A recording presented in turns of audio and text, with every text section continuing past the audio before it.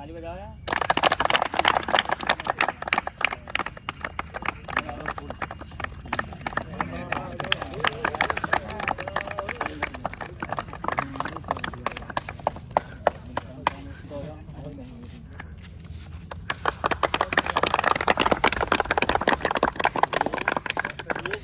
ये इन भाइयों का है। ये भाइयों ने मेहनत किया हमारे गाइडलाइंस पे।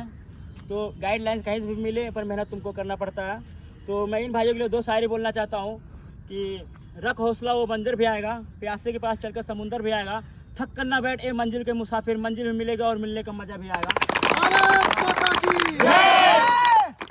तो ये भाइयों का दोनों का आपके सामने मैंने अभी आपको बताया था कि ये भाई फतेहपुर से थे, जो कि 8 भाई थे, जिसमें से 4 लोगों का सिलेक्शन हुआ है। एक ही बैच में हुआ है, ये सब भाई एक ही बैच में भागे थे। तो ये रहा इनका 88 का फिजिकल। एक भाई का मेडिकल, एक का रीमेडिकल कान में लग गया, वो भाई कल फिट हो जाएगा और सभी लड़के फिट हो गए हैं। तो बहुत खुशी की बात है कि प्रयागराज फिजिकल एकेडमी में एक ही आरओ में 13 लड़कों का सिलेक्शन होना बहुत ही बड़ी बात है। तो इन भाइयों से पूछेंगे कि कैसी आपकी प्रैक्टिस रही, यहाँ पे हमारा व्यवहार कैसा था और आपकी टाइमिंग क्या थी और आपका बैच नंबर कैसे लगा, वहाँ पे बैच में कितने नंबर पे आप लगे थे, सब एक्सपीरियंस आपको पूछेंगे। क्योंकि जो भी भाई आना चाहता है उसको पता चलना चाहिए कि यहाँ पे लड़के, इनके पास जो लड़के थे इनकी टाइमिंग कितनी थी, भर्ती मारे, सब हम पूछेंगे। तो सबसे पहले हमारे पास अमर है, जो कि जब हम एकेडमी खोले थे तब आया था। उसके बाद जब भर्ती जब पास में आ गई थी तो बुखार होने के कारण घर चला गया था। और घर होने के बावजूद हमारे पास जब था तो 5:22 की टाइमिंग थी। 5:22 की टाइमिंग होने के बाद जब घर में गया तो उसकी टाइमिंग कितनी थी पूछेंगे। और हमारे पास रावेंद्र है, जो कि इसका भाई भी साइलेंट था। आपको दोनों भाई प्रैक्टिस करते थे, तो उस भाई को डेंगू होने के कारण भर्ती नहीं निकली है। तो इनका एक्सपीरियंस पूछेंगे। तो सबसे पहले अमर है, कहाँ से हो अमर?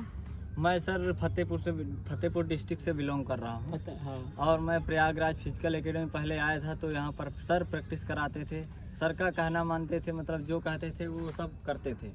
बात ये है ना, कोई होता है ऐसे कि आते हैं तो गुरु का कहना नहीं मानते हैं, सोचते हैं कि क्या मतलब अपने एज से मतलब नहीं होता है, चाहे गुरु छोटा हो चाहे बड़ा या कोई आपके एज का ही गुरु होता है। तो सर का हम कहना मानते थे, इसीलिए आज हम इस मुकाम तक पहुँचे हैं। सर को तहे दिल से तो अमर की टाइमिंग, तुम यहाँ से गए, तुम्हारी टाइमिंग कितनी थी? सर 5:22 की टाइमिंग थी जब यहाँ से गए थे। जब तुम्हारे वहाँ पे जब अपने खुद से वर्कआउट हमारा करते थे तो टाइमिंग कितनी थी?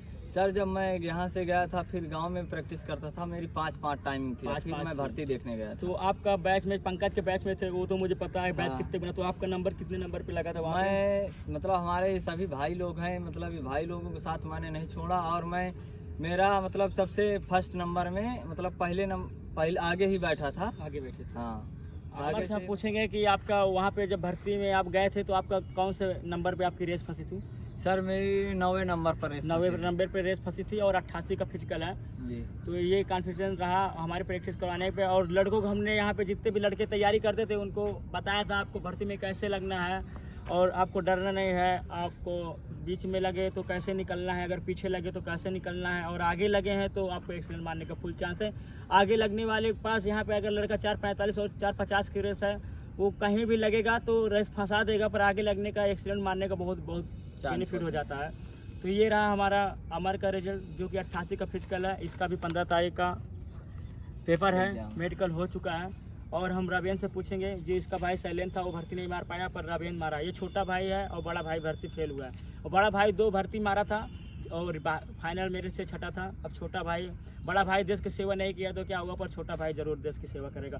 तो ये रावेंद्र है। सबसे पहले रावेंद्र से पूछेंगे। रावेंद्र, सबको पता है कि रावेंद्र है कहाँ से, तो रावेंद्र की हम पूछेंगे आपका बैच कहाँ पे लगा था नंबर? मेरा आगे ही मैं बैठा था, बैच नंबर 12 पे। अच्छा। हाँ, फिर मैंने पंकज भैया को फॉलो किया जो बड़े भैया हैं।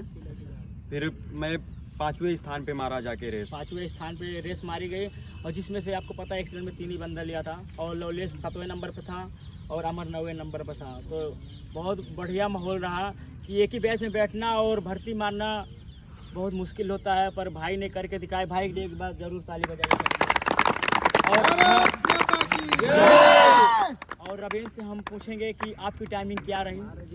जब मैं यहाँ आया था सर के पास, सर जो मुझे गाइडलाइन देते थे, वर्कआउट करवाते थे, बहुत अच्छा रहता था। जब मैं आया था तो यहाँ 5-22 आती थी, फिर धीरे धीरे यहाँ कम हुई, 5-12 में यहाँ से मार के गया, मुझे बुखार फीवर आने लगा था। फिर मैं गांव पे वर्कआउट फॉलो करता था, सर भेजते थे मुझे।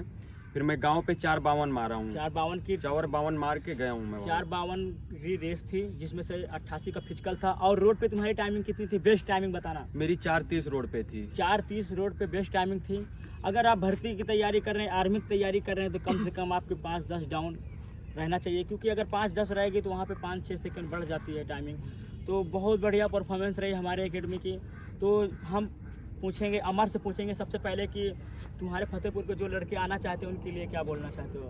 उन भाइयों को ये कहना चाहता हूँ कि यहाँ हर गरीब का बंदा आके, मतलब बच्चा आके यहाँ तैयारी कर सकता है, क्योंकि सर ऐसे हैं कि आपके दोस्त के तरीके, फ्रेंड के तरीके रहते हैं और आपको गाइडलाइन सभी प्रकार की और मोटिवेट करते हैं कि आप मतलब जिस तरह रहोगे, खाओगे, अच्छा मतलब डाइट लोगे तो उसी तरह से रनिंग, मतलब कुछ होता है कि आप डाइट नहीं लोगे तो कुछ खास गरीब घर के बच्चों के लिए इतना नहीं हो पाता है वहाँ पे। तो यहाँ आके कुछ दिन अपना खर्चा पानी लेकर आएँ, आराम से खाएं पिएं जो सर कहें।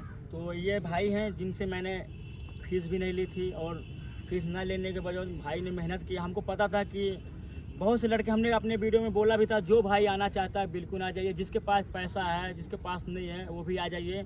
हम यहाँ एडजस्ट करने के लिए तैयार हैं, बस आप अपना रहना खाना दे दीजिए, क्योंकि सभी भाइयों को पता है कि मेरे पास खुद का हॉस्टल नहीं और खुद की मेस नहीं और मेरे पास खुद का ग्राउंड भी नहीं, तो मेंटेन नहीं कर पाते हैं। तो जो भी लड़का अगर आना चाहता है तो बिल्कुल आइए। आपके पास अगर खाने रहने का पैसा है तो आइए, और अन्यथा अगर आपके पास पैसा खाने रहने का भी नहीं है तो इस वीडियो में मैं बोल रहा हूँ, सबके सामने बोल रहा हूँ, आप मेरे पास आइए, मैं आपको खाना रहने की सब चीज़ की व्यवस्था करूँगा। पर मैं जितना बोलूँगा आपको उतना करना है, क्योंकि मैं बोलता जाऊँगा, आपको खाना भी खिलाऊँगा, सब कुछ करूँगा, आप रिजल्ट नहीं देंगे, रिजल्ट नहीं देंगे तो करना पड़ेगा, सिलेक्शन चाहिए। ठीक है, तो रबीन से पूछेंगे कि जो भी भाई आना चाहता है उसके लिए 2 लाइन मैं बता तो सभी भाई दोस्तों को यही कहूँगा कि अच्छे से आएँ, सर को फोकस करें, सर जो कहें बस उसी में फोकस करें। सिलेक्शन 100% सर दिला के मानेंगे। हमने फोकस किया, उदाहरण आपके सामने है।